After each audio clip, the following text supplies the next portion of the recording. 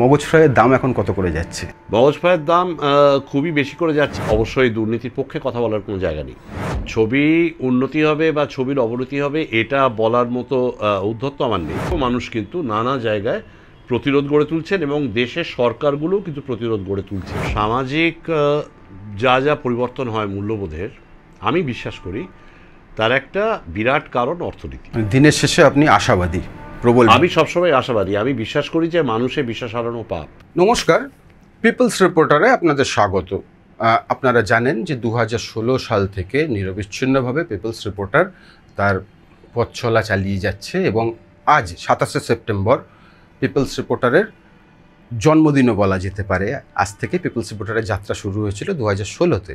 তো আজকের এই বিশেষ দিনে আমরা আমাদের মাঝে এমন একজনকে পেয়েছি, তিনি চিকিৎসক, তার সঙ্গে নামী পরিচালক, নামী অভিনেতা। তিনি কোনটাতে স্বচ্ছন্দ সেটা আমরা তার কাছ থেকেই জেনে নেব। আমাদের সঙ্গে আছেন কমলেশ্বর মুখোপাধ্যায়। কমলেশ্বরবাবু, পিপলস রিপোর্টারে আপনাকে স্বাগত।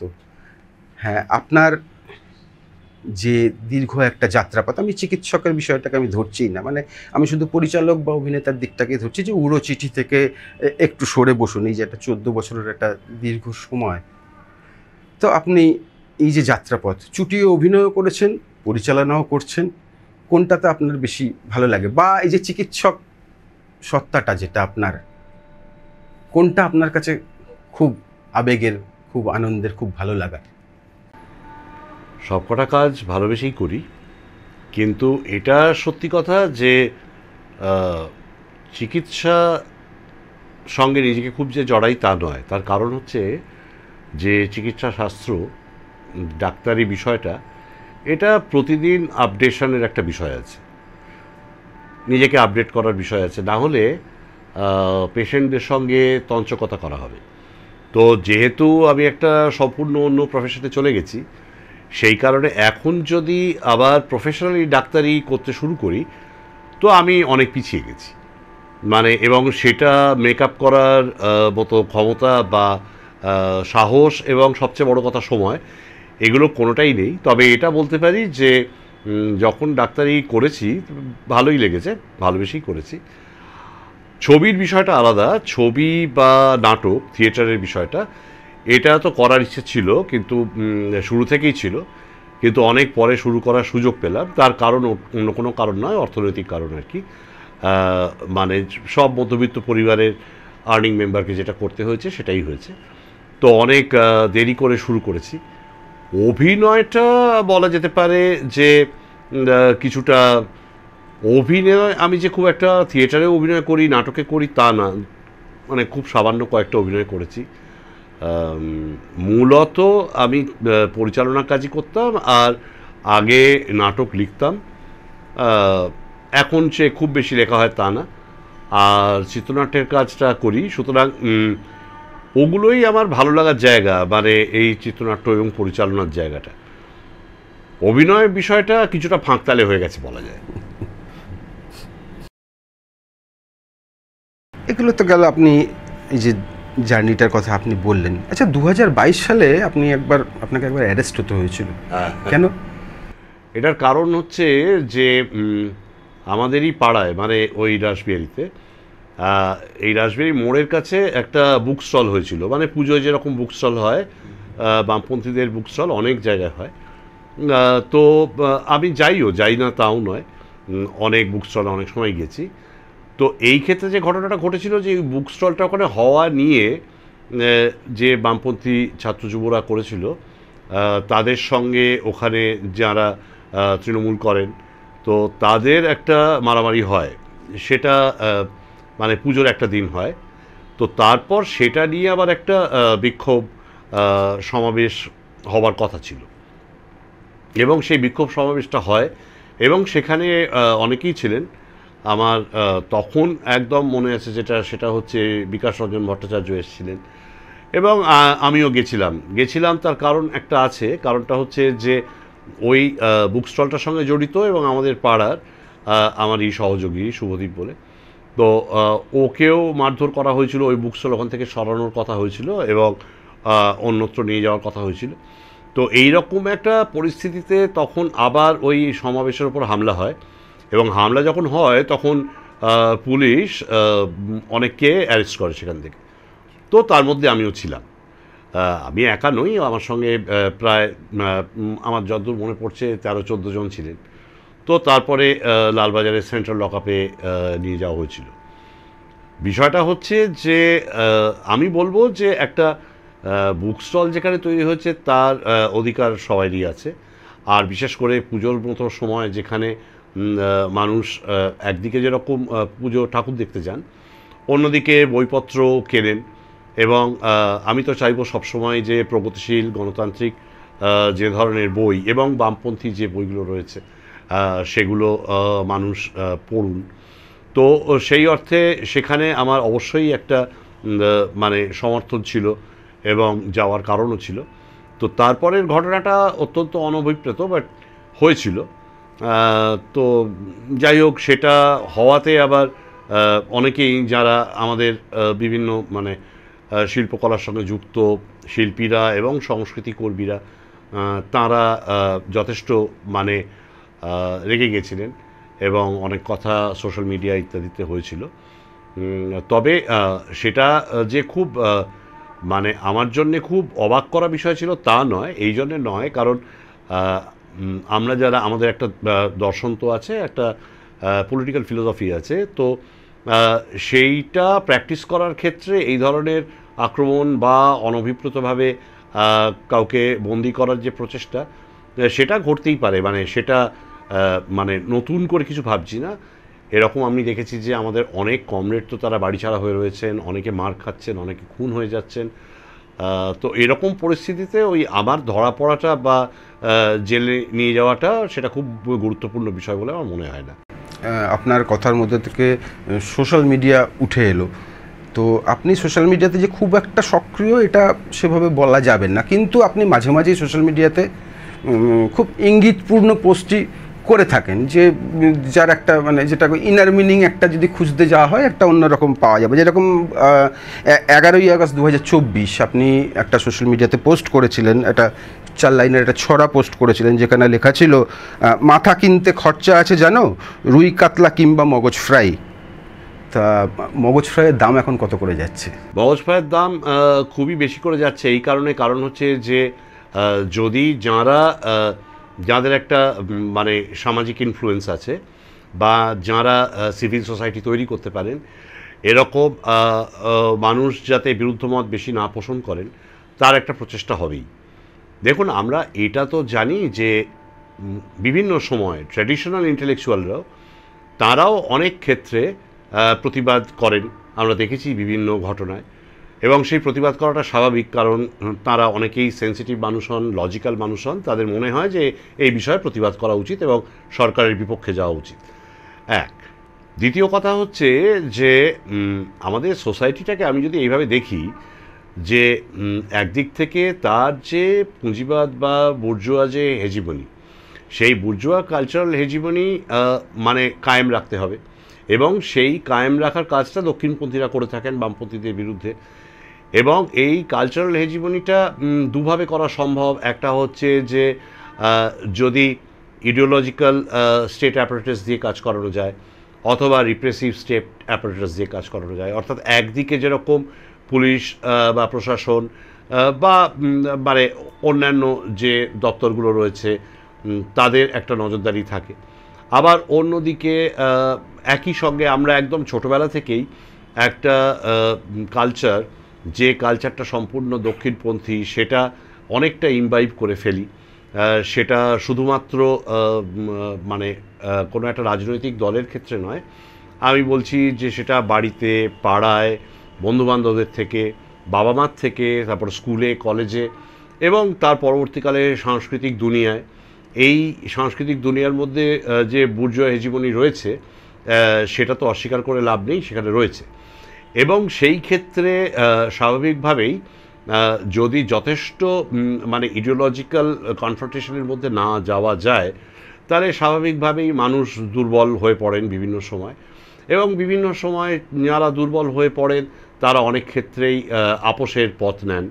আবার এমন অনেক মানুষকে দেখা গেছেন যারা আপোষ করেননি আজীবন।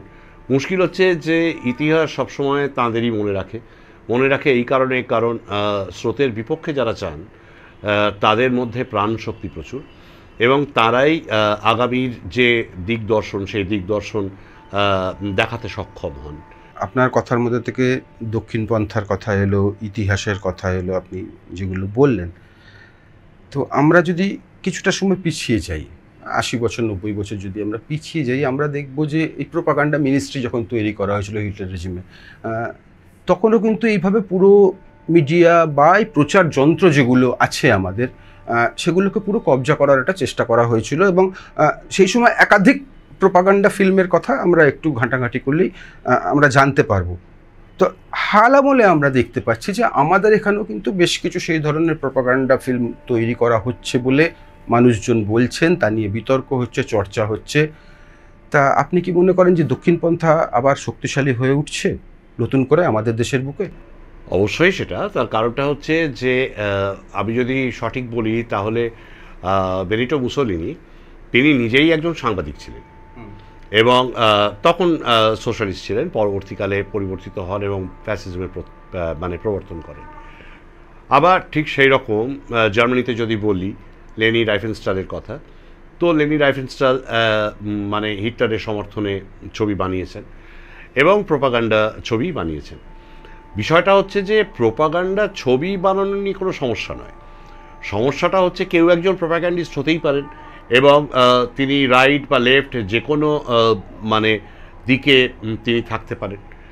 আমরা লেফট প্রোপাগান্ডিস্ট শিল্পী যে পাইনি তা তো নয়, প্রচুর পেয়েছি। কিন্তু প্রশ্নটা হচ্ছে যে আমি সভ্যতার এই যে বিবর্তন, সেই বিবর্তনের পক্ষে কথা বলছি না বিপক্ষে কথা বলছি।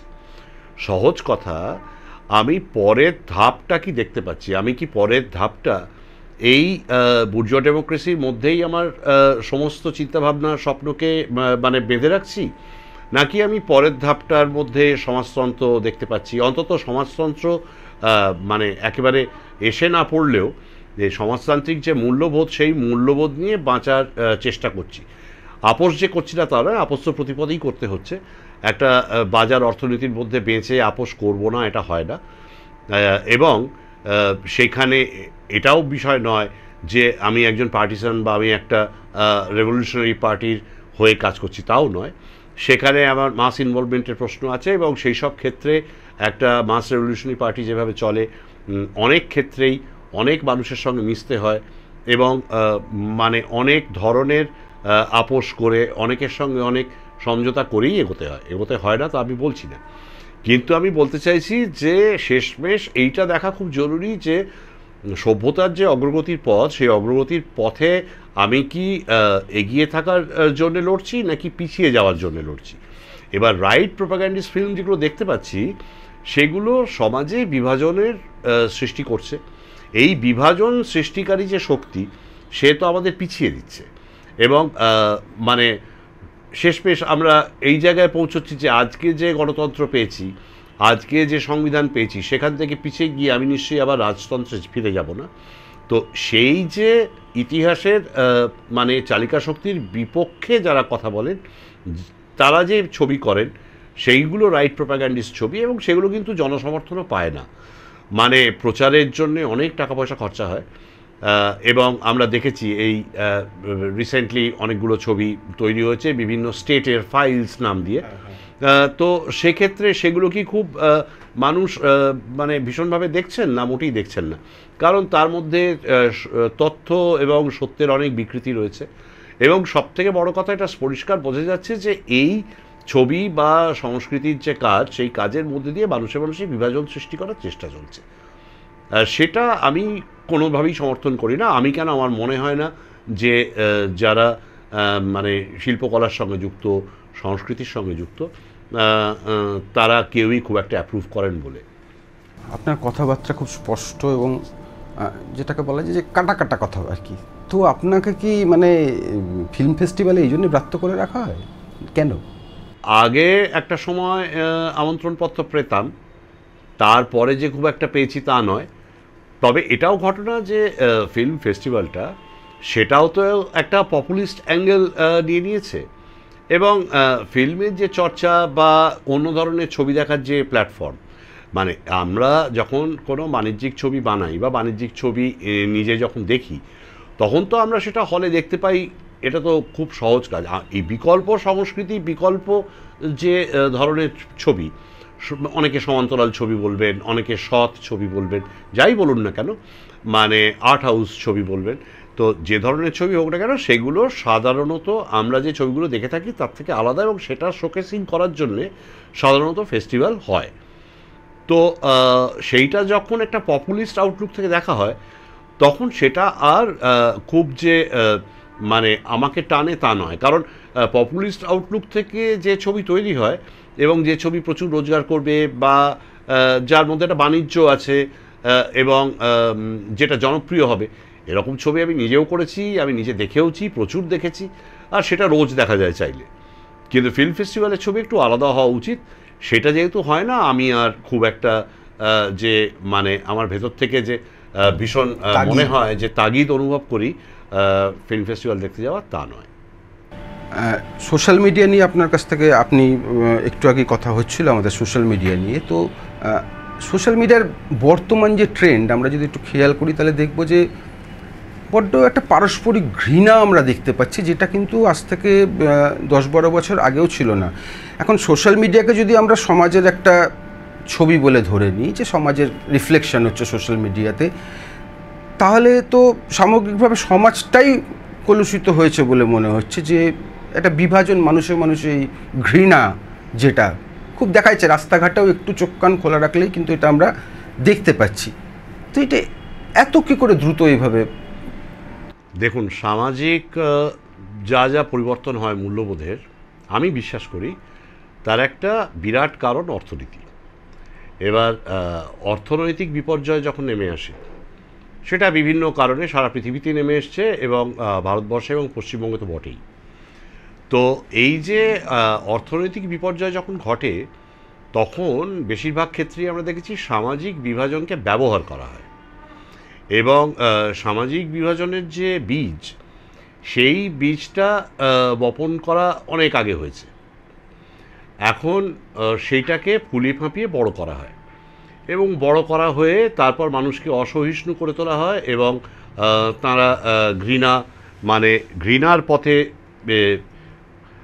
এবং তারা মানে ঘৃণার বশবর্তী হয়ে নানা ধরনের উস্কানিমূলক বলতে পারেন কথাবার্তা বলেন। সবথেকে বড় কথা যেটা সামাজিক মাধ্যমে হয়, সেটা হচ্ছে হেট স্পিচ, নানা ধরনের মিম, ট্রোল, রোস্টিং ইত্যাদি হয়। এইসব কথাগুলো নতুনই শিখেছি, যাই হোক। তো একটা ঘটনা যে মানুষের এটা বোঝা খুব দরকার, যে সামাজিক মাধ্যমে যে মানুষটাকে আমি দেখছি, তিনি কিন্তু আসলে ব্যক্তি জীবনে তেমন মানুষ নন। এটা এক নম্বর কথা। কারণ তিনি ভার্চুয়াল ওয়ার্ল্ডে নিজেকে যখন প্রেজেন্ট করছেন, তখন তার এক্সিস্টেন্সটা আমরা পাচ্ছি কিনা প্রশ্ন আছে, এসেন্সটা পাচ্ছি। এটা হলো এক নম্বর কথা। কারণ সেখানেই কোথাও একটা এলিনেশন আছে, মানে ব্যক্তি মানুষের সঙ্গে সামাজিক মাধ্যমে তিনি সেই মানুষই তার যে ছবিটা পোর্ট্রে করার চেষ্টা করছেন।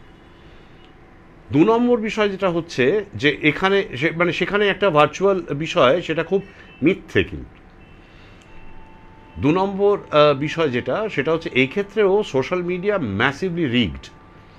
প্রচুর ফেক নিউজ থেকে শুরু করে নানা ধরনের মানে মিথ্যে কথন, এমনকি ফেক প্রোফাইলস, এবং অনেক ক্লিক বেট হেডিংস, যেগুলো মানুষকে খুব তাড়াতাড়ি উত্তেজিত করতে পারে, সেগুলো তৈরি করা হয়, এবং তৈরি করে জনমতকে এক ধরনের প্রভাবিত করার একটা চেষ্টা হয়। এবং এর পেছনেও ওই যে পুঁজিবাদের ভূমিকা নেই তা নয়, কারণ এই সোশ্যাল মিডিয়া আসলে সবটাই মানে বৃহৎ যারা মানে মনোপলি ক্যাপিটাল, যাদের পুঁজি আর কি, যাদের হাতে রয়েছে, তারা এটাকে চালনা করেন, এ নিয়ে কোনো সন্দেহ নেই। এবং এটাও ঘটনা যে আমরা ব্যক্তিগত ক্ষেত্রেও দেখতে পাই যে বিভিন্ন ক্ষেত্রে প্রমোশন ইত্যাদি করার জন্যে অর্গ্যানিকের বাইরে প্রচুর ইনঅর্গানিক প্রসেস আছে। সেই ইনঅর্গানিক যে প্রসেসগুলো, সেগুলো কিন্তু সবই টাকা নির্ভর। সুতরাং সোশ্যাল মিডিয়া যা বলছে বা সোশ্যাল মিডিয়া যে আবহটা তৈরি করছে সেটা প্রথম কথা খুব আংশিকভাবে সত্য, আমার সেটা মনে হয়। দ্বিতীয় কথা যেটা, যে সেইখানে যে বাদানুবাদ চলছে সেই বাদানুবাদের মধ্যে মানে একটা মানুষের যে সৎ বিশ্বাস সেইটার ভীষণ অভাব আছে। মানে অনেক ক্ষেত্রেই দেখা যাচ্ছে যে আমি প্রফেশনালি বিষয়টা করছি, আমি পয়সা পেয়ে একটা কথা বলছি যে কথাটা হয়তো আমি ব্যক্তি জীবনে বিশ্বাস করি না, আবার আমি ব্যক্তি জীবনে বিশ্বাস করি এমন কথা বলছি না যদি আমার পয়সার সোর্সটা বন্ধ হয়ে যায়। সুতরাং সামাজিক মাধ্যম সেটা যতই জনপ্রিয় হোক না কেন, এই সামাজিক মাধ্যমের উপর আমার আস্থা অত্যন্ত কম। এটা ঘটনা যে এই সামাজিক মাধ্যম দিয়ে আমরা অনেক সময় জাজ করি, প্রচুর মানুষকে জাজ করি, এবং সবথেকে বড় কথা অনেক রাজনৈতিক মানে ট্রেন্ড কী আছে, ফিল্মের ট্রেন্ড কী আছে, জনপ্রিয়তা কোন বিষয়টার বেশি কোন বিষয়টার কম, সেটা জাজ করি। কিন্তু আমার মতে সেটা করা ভুল, কারণ অনেক ক্ষেত্রে দেখা যাচ্ছে যে আমি যেরকম ছবির ক্ষেত্রেই বলতে পারি যে ছবির একটা ট্রেলার যখন লঞ্চড হয় তখন লাখে লাখে ভিউ হয়, কিন্তু সেই ছবির ফাইনালি যখন হলে আসে তখন সেই ভিউ আমরা দেখতে পারি না। এটা অনেক ক্ষেত্রে বহুবার প্রমাণিত হয়েছে, এবং সেটা শুধু ছবির ক্ষেত্রে নয়, বিভিন্ন ক্ষেত্রে। মানে আমরা সেখানে কবিতা পড়লাম একজন কবির, সেটা হয়তো পড়লাম ভালোও লাগলো, কিন্তু তারপর তার বইটা কিনে পড়ছি কি, এটা হচ্ছে প্রশ্ন। সেইটা ফাইনালি পড়ছি না। এবং আমি কাকে ভালো বলছি কাকে খারাপ বলছি এর ওপর কাউকে কোনো ট্যাক্স দিতে হয় না, এর ওপরে কোনো পয়সা খরচা করতে হয় না। যদি করতে হতো তাহলে কত লাইক শেয়ার হতো আমার সন্দেহ আছে। এটা হলো আমার সামাজিক মাধ্যম বিষয়ে বক্তব্য। কিন্তু তারও কি আমরা সামাজিক মাধ্যম একদম ব্যবহারই করব না? না, তা করব না নয়, নিশ্চয়ই করব। কিন্তু জনসংযোগের যে মূল প্রক্রিয়া, আমি এখনও বিশ্বাস করি যে মানুষের সঙ্গে কথা বলা, তার বিকল্প সামাজিক মাধ্যম হয়ে উঠেছে বলে আমার মনে হয় না। দক্ষিণপন্থা নিয়ে আপনি একটু আগে বলছিলেন, তো আপনি বললেনই যে আমাদের দেশে দক্ষিণপন্থার একটা বাড়ছে। তো এটা তো শুধু আমাদের দেশ বলে নয়, মানে আমরা যদি সারা পৃথিবীর দিকে যদি নজর রাখি, বিশেষ করে ইউরোপিয়ান দেশগুলোর দিকে যদি নজর রাখি, আমরা দেখবো যে দক্ষিণপন্থার একটা মানে প্রায় বাড়বাড়ন্তর পর্যায়ে চলে গেছে। হ্যাঁ, তো এই হঠাৎ করে এই বাড়বাড়ন্তর জায়গাটা তৈরি হলো কেন? সেখানে আমি বলবো যে অর্থনীতির একটা বিরাট ভূমিকা আছে। যে এর আগে আমরা প্রথম বিশ্বযুদ্ধের আগে বা প্রথম মহাযুদ্ধের আগে এবং দ্বিতীয় মহাযুদ্ধের আগেও এই রকম ভয়াবহ দক্ষিণপন্থার আস্ফালন দেখেছি, এবং যখন দেখেছি তখন তার পেছনে কিন্তু কাজ করেছে একদম সহজ কথায় মানে একটা ক্লাসিক্যাল লিবারাল ইকোনমিক্স বা লেজেফেয়ার ইকোনমিক্স। আজকে যখন দেখছি, আজকেও কিন্তু ওই সেই যে নিউ লিবারাল ইকোনমিক্স আমাদের এখানে ইন্ট্রোডিউস হয়েছিল 90 সালে এবং সারা পৃথিবীতে শক্তির ভারসাম্যকে বদলে দিয়েছিল। এই যে সমাজতন্ত্রের, আমি সবসময় বলি এটা সাময়িক পশ্চাৎসারণ সেই সময় হয়েছিল। তো সেই ঘটনার পর থেকে দক্ষিণপন্থার একটা সুবিধে হয়েছিল, তারা এক মেরু একটা বিশ্ব তৈরি করতে পেরেছিল। তো সেই ইউনিপোলার ওয়ার্ল্ডটা কিন্তু এবার ধাক্কা খাচ্ছে দুটো কারণে। ভেতর থেকে ধাক্কা খাচ্ছে, তার কারণ হচ্ছে অর্থনৈতিক বিপর্যয়, যেটা বিভিন্ন জায়গায় আসছে, যে কারণে এখন ইমিগ্রেশন পলিসি থেকে আরম্ভ করে মানে বিভিন্ন ক্ষেত্রে সেটা বিকটভাবে দেখা যাচ্ছে। আবার আর একটা ঘটনাও সত্যি, যে এই বিষয়টা কিন্তু এই মানে সারা পৃথিবীর যে ভারসাম্য, এবং আমি বলবো যে বিভিন্ন দেশে উপনিবেশ তৈরি করার যে চক্রান্ত বা প্রচেষ্টা সাম্রাজ্যবাদের, সেটাকেও কিন্তু কিছুটা প্রতিহত করতে শুরু করেছে। কারণ আস্তে আস্তে পৃথিবীটা আবার এক মেরু বিশ্ব থেকে দ্বিমেরু বিশ্বে চলে যাচ্ছে। মানে এবার হয়তো তার বিপক্ষে সমাজতন্ত্র নেই সেইভাবে, বা সমাজতান্ত্রিক মানসিকতার মানুষ যে প্রতিরোধ তৈরি করে এই মানে একচেটিয়া পুঁজিকে আটকাচ্ছে তা নয়। সেখানেও হয়তো কিছু কিছু জায়গায় দেখা যাচ্ছে আমরা যে ফর্মে মানে ক্লাসিক্যাল বা একদম মানে সমাজতন্ত্রের যে ধারণা আমাদের রয়েছে, সেই ধারণা থেকে বেরিয়ে গিয়েও মানুষ কিন্তু নানা জায়গায় প্রতিরোধ গড়ে তুলছেন, এবং দেশের সরকারগুলোও কিন্তু প্রতিরোধ গড়ে তুলছে। যে কারণে আজকে ধরা যাক মধ্যপ্রাচ্যের যে সংকটটা, সেটা তো আছেই, এখন নতুন করে সাউথ ইস্ট এশিয়াতে এবং সবথেকে বড় কথা হচ্ছে যে ইউরোপের মানে ওয়েস্টার্ন ইউরোপের বর্ডার এরিয়াগুলোতে এবং টোটাল ওয়েস্টার্ন ব্লকের বিরুদ্ধে একটা কোথাও বারবার সামরিক শক্তি প্রয়োগের প্রশ্ন আসছে সমাজতান্ত্রিক বা আধা সমাজতান্ত্রিক দেশগুলো থেকে। সেইটা কিন্তু আজকের অর্থনীতির ভারসাম্যটা যেহেতু পাল্টে ফেলছে, সেই জন্য প্রতিবাদের জায়গাও তৈরি হবে বলে আমার বিশ্বাস। হ্যাঁ, এই গত ৩৫ বছর ধরে যে ভয়ঙ্কর আস্ফালন আমরা দেখেছি এবং বলা যায় প্রায় রাইট এনলাইটেনমেন্ট, পৃথিবীর বিভিন্ন দেশে বিভিন্ন সরকার তারা একেবারেই দক্ষিণপন্থী সরকার এবং বিভিন্ন জায়গায় যে রেজিম চেঞ্জ হয়েছে মাঝখানে তার জন্যে মানে বহিরাগত যে শক্তি সেই শক্তি বিরাটভাবে কাজ করেছে, সেটা কিন্তু আজকে ধীরে ধীরে মানে তার জোর কিন্তু কমে আসছে, এটাও সত্যি। কিন্তু ইসরায়েল কিন্তু এখনও প্রতিদিন গাজায় আপনার হামলা চালিয়েই যাচ্ছে এবং প্রতিদিন মানুষ মারছে। হ্যাঁ, এটার কারণটা খুব সহজ, সেটা হচ্ছে যে ইসরায়েল যে বিষয়টা করে যাচ্ছে, মানে ধরুন 1990-এর পর থেকে ইস্টার্ন ব্লক এবং সারা পৃথিবীতে যখন মানে আবারও বলছি সমাজতন্ত্রের সাময়িক পশ্চাৎসারণ হলো, তখন থেকে যে মূল সমস্যাগুলো উঠে এলো সেগুলো কিন্তু হয় সাম্প্রদায়িক নালে জাতি দাঙ্গা। এই সাম্প্রদায়িক দাঙ্গা, জাতি দাঙ্গা, কোথাও বর্ণবিদ্বেষ এবং অবশ্যই তার সঙ্গে সবসময় যেটা আছে সেটা হচ্ছে প্যাট্রিয়ার্কি বা মিসোজিনি, সেই মানে লিঙ্গের ভিত্তিতে যে বৈষম্য তৈরি করার চেষ্টা সেটা আছে। কিন্তু মূল বৈষম্য যে শ্রেণীর, সেটা এই জন্যে বোঝা যায় কারণ হচ্ছে যে মুহূর্তে অর্থনৈতিক অবস্থা খারাপ হয় তখন মানুষের মধ্যে যে ফ্রাস্ট্রেশন অ্যাগ্রেশন তৈরি হচ্ছে তার দুটো রূপ ধারণ করতে পারে। একটা হচ্ছে যদি সেই রকম অবজেক্টিভ কন্ডিশনে মানুষ একত্রিত হতে পারেন একটা বিশেষ দর্শন, পলিটিক্যাল ফিলোসফি, এবং আমি আবারও বলছি সেটা একদম দ্বন্দ্বমূলক বস্তুবাদ।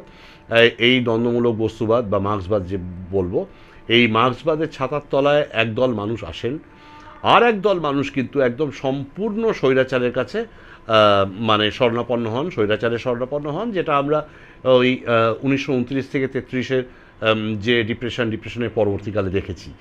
কিন্তু সেটাও যেরকম দেখেছি, এটা ঘটনা যে অ্যান্টিফ্যাসিস্ট ফোরাম তৈরি হতেও দেখেছি। তো কোনোটাই অস্বীকার করার মতো জায়গা নেই। আসলে অবক্ষয়ী গণতন্ত্র সবসময় একদিকে স্বৈরাচারের জন্ম দেয় আর একদিকে সমাজতন্ত্রের ভবিষ্যৎ উজ্জ্বল করে। তো যতই এখন এই মুহূর্তে এই ডানপন্থীদের আস্ফালন আমরা দেখতে পাচ্ছি, যতই মানে রাইট এনলাইটেনমেন্ট আমরা দেখি না কেন সারা পৃথিবী জুড়ে, শেষমেশ কিন্তু ওই যে বললাম মানুষ কথা বলে।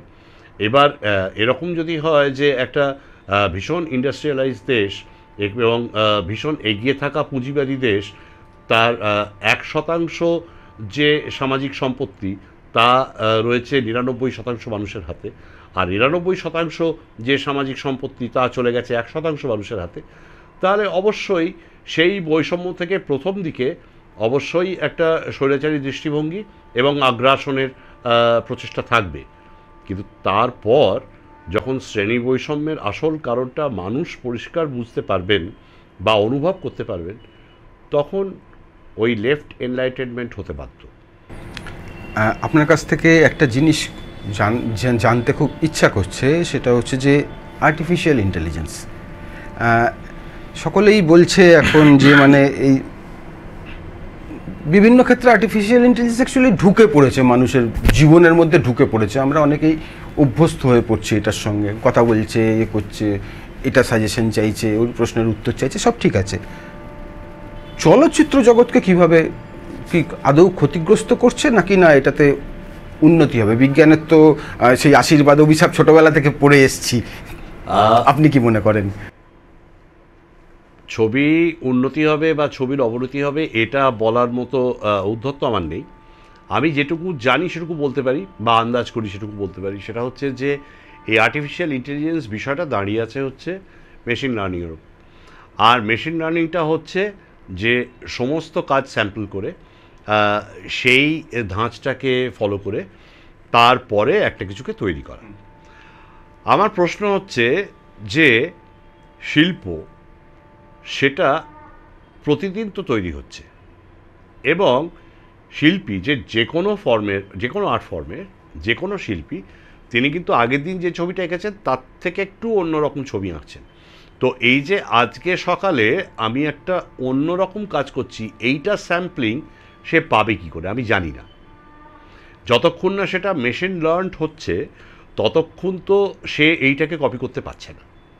কারণ যতক্ষণে সে কপিটা করে উঠছে ততক্ষণে কিন্তু শিল্পী আবার তার মৌলিকতার নতুন পরিচয় দিয়ে নতুন ধারণায় চলে যাচ্ছেন, নতুন কাজের মানে দিকে চলে যাচ্ছেন।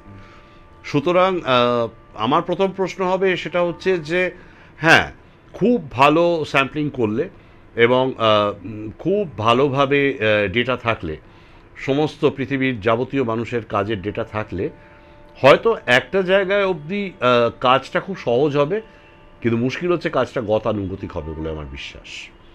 মানে এতে কাজের পরিমাণ বাড়বে, কোয়ান্টিটি বাড়তে পারে, কোয়ালিটি বাড়বে কি না আমার প্রশ্ন আছে। প্রকৃত শিল্প সৃষ্টিটা এখান থেকে হওয়া আমি মুশকিল। প্রকৃত শিল্প বলে কিছু বলছি না, মানে আমি বলতে চাইছি যে প্রকৃত শিল্পের তো ঠিক কোনো ডেফিনেশন হয় না আসলে। কে যে সঠিকভাবে গোলটা আঁকতে পারবেন এইটা কেউ জানি না। আমরা সবাই একটা সার্কেল আঁকার চেষ্টা করছি। প্রত্যেক মানুষকে যদি বলা হয় একটা সার্কেল আঁকো, তারা প্রত্যেকেই সার্কেলটাই আঁকার চেষ্টা করে, কেউ স্কোয়ার বা ট্রায়াঙ্গেল আঁকতে চায় না। কিন্তু সেই সার্কেলটা কখনো পারফেক্ট হয় না, এবং সেটা ইমপারফেকশন থাকে। এই ইমপারফেকশনের যে জার্নি, মানে টেন্ডিং টু ইনফিনিটি, এইটাই আমার মনে হয় যে একটা আনসার্টেনটির জায়গা। এই আনসার্টেনটিটা যতদিন আছে ততদিন কিন্তু নতুন নতুন শিল্প সৃষ্টি হবেই হবে, এবং নতুন মানুষ আসবেন, তাদের নতুন মনস্তত্ত্ব আসবে, সেই মনস্তত্ত্ব নিয়ে কাজ হবে, নতুন সামাজিক পরিস্থিতি তৈরি হবে, সেই সামাজিক পরিস্থিতি আবার নতুন একটা সময়ের বিকাশের একটা প্রশ্রয় দেবে, নানা ধরনের উৎপাদন সম্পর্ক পাল্টে যাবে এবং উৎপাদন সম্পর্কের নতুন সংজ্ঞা আসবে। এই সবটাকে একসঙ্গে মানে অ্যাসিমিলেট করতে করতে কিন্তু আর্টিফিশিয়াল ইন্টেলিজেন্সকে এগোতে হবে। এবার কোনটা বেশি দ্রুত হবে এটা বলা আমার পক্ষে খুব মুশকিল।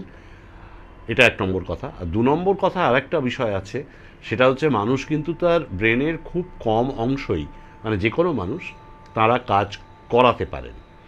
এবার তাদের কোনো মিউটেশন হবে কি না, তাদের ভবিষ্যতের রূপ কি হবে, তারা ব্রেনের কতটা অংশকে অ্যাক্টিভেট আরও করতে পারবেন, সেটাও কিন্তু মেশিনের জন্য একটা বিরাট চ্যালেঞ্জ।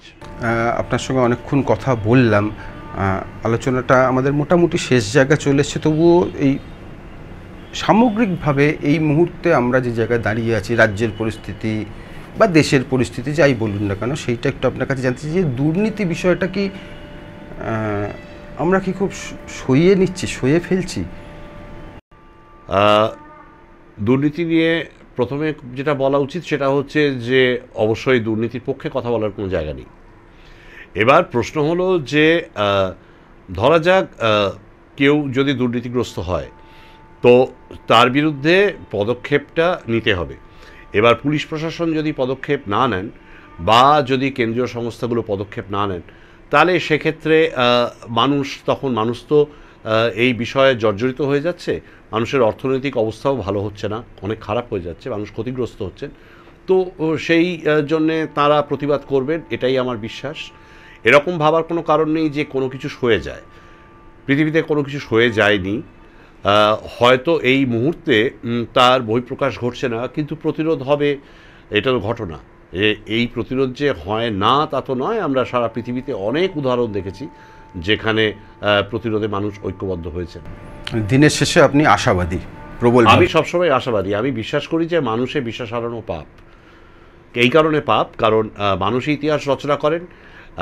সেই ইতিহাস যদি আমার পছন্দ নাও হয়, তাও আমাকে অপেক্ষা করতে হবে যে তাদের আমার সঙ্গে যোগাযোগ স্থাপন করতে হবে বা আমাকে তার সঙ্গে যোগাযোগ স্থাপন করতে হবে, এবং মানুষের সঙ্গে নিবিড় যোগাযোগ স্থাপন হলে আমার বিশ্বাস যে আপনি বিকল্পের সন্ধান পাবেন। কমলেশ্বরবাবু, পিপলস রিপোর্টারকে এতটা সময় দেওয়ার জন্য আপনাকে অনেক অনেক ধন্যবাদ। নমস্কার। আপনারা পিপলস রিপোর্টার দেখতে থাকুন, পিপলস রিপোর্টারের সঙ্গে থাকুন এবং আমাদের ট্যাগ লাইনটা অবশ্যই মনে রাখবেন, গুজবে নয় খবরে থাকুন।